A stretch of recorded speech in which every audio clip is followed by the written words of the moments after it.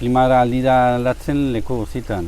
Ez hemen bakarrik, esaten zenuen bezala, ikusten gunen urrutiko zerbait, Afrikan edo ez, gure inguruan ez zegoen zerbait, edo Andaluzia, azkenean, zoritxarrez, uda honetan jasa izan dugun giroak, balio du zoritxarrez hori, ohartzeko gure inguruan daukagun zerbait dela eta eragina izango dela guregan. Zuzenean kasu batzutan eta ez zuzenean, eragina izango dela eta baduela, seguro.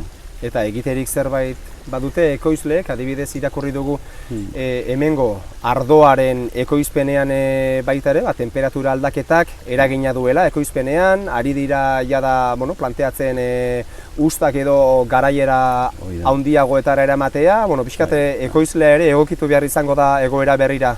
Badu bai, zoritxarrez, esaten duzuna, ardoaren kasuan, ja badira hori bodega batzuk edianak, ja landareak jartzen altura handiagotan, landarentzat gaur egun egokiagoak direnak.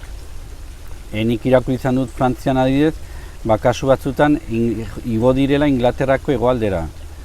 Landareak behar ditu ekoizpen on bat izateko baldintza egokiak behar ditu. Orduan, saiatu behar duzu, alba duzu baldintza horiek egokitzen, gero ere, ikerketa mailan ere ari gara lan egiten, identifikatzen edo garatzen era naturalean hobekien egokitu daitezkenak ur gabezi batetara, temperatura igoera batetara, da izateko aukera nekazariak landatzeko barietate berriak egon daitezkenak egokituagoak baldintza zailetara. Horrek guzti horrek denboran badarama, badaude ikerketa lanak horri buruz ere.